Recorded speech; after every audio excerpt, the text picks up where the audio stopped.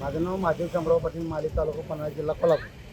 माली ग्रामपंचायतच्या शासनाच्या जागेत जे अतिक्रमण केले ते अतिक्रमण करण्यासाठी आम्ही जिल्हा परिषदेच्या दारात उपोषणाला बसलो आणि ते तात्काळ अतिक्रमण काढण्यात यावं.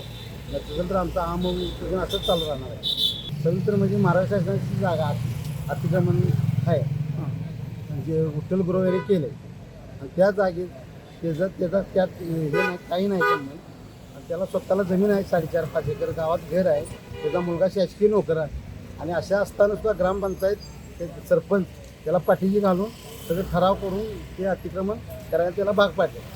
आमची एवढीच इच्छा आहे की खरोखर जर जे शासनाची जागा आहे ते काढून घ्यावी आणि गोरगरिबाला कुणाला पण द्यावी. मी स्वतः महादेव पाटील, राहुल पाटील आणि कृष्णाथ पाटील आम्ही स्वतः उपोषणाला बसलो आणि बाकीचे सगळे आहेत ते आम्हाला पाठिंबा द्यायला लागले. गावचे प्रमुख आहेत, सरपंच, दोन चेअरमन.